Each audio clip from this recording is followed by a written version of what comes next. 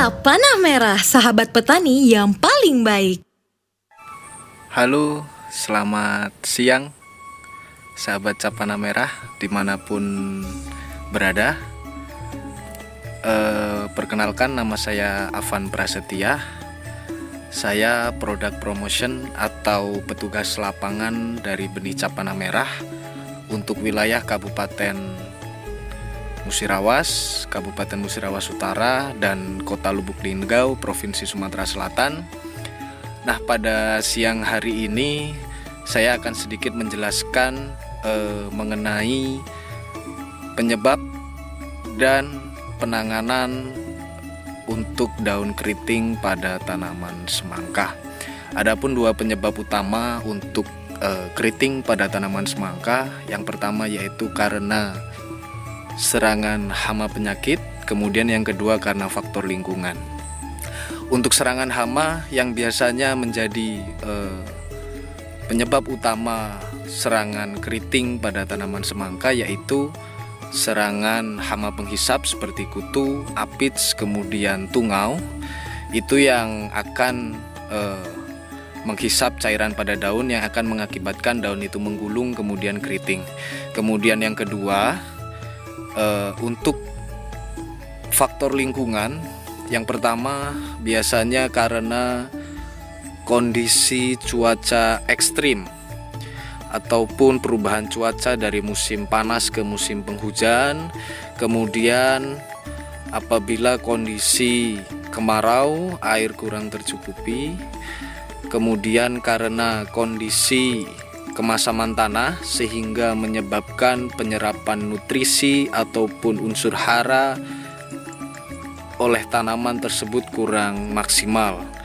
Kemudian yang ketiga yaitu karena kondisi faktor pengendalian gulma ataupun sanitasi lahan yang kurang baik. Nah, ini beberapa contoh atau cara kita mengidentifikasi keriting pada tanaman semangka. Yang pertama yaitu posisi daun ini menggulung. Posisi daun menggulung, kemudian menguning, dan biasanya pertumbuhannya akan terhambat sehingga proses pertumbuhan yang harusnya normal mereka akan jadi terhambat. Nah, apabila kondisi tersebut tidak kita tangani atau kita antisipasi dengan baik dan benar, maka akan berakibat pada proses polinasi, kemudian pembuahan dan pembesaran buah yang kurang optimal, yang tentunya akan sangat merugikan bagi kita para petani semangka. Nah, kemudian ada pun beberapa cara yang dapat kita gunakan atau dapat kita antisipasi dengan melakukan pengendalian vektor hama, terutama pada hama penghisap seperti kutu, tungau, dan apits. Kemudian kita tambahkan nutrisi, baik itu melalui kocor maupun semprot. Nah, untuk itu kita sudah bersama salah satu petani kita atas nama Bapak Sujianto yang akan berbagi tips kepada kita semua bagaimana cara untuk mengantisipasi dan mengobati tanaman semangka yang terkena keriting. Assalamualaikum warahmatullahi wabarakatuh. Perkenalkan, nama saya Sujianto, salah satu petani pengembang budidaya daripada semangka.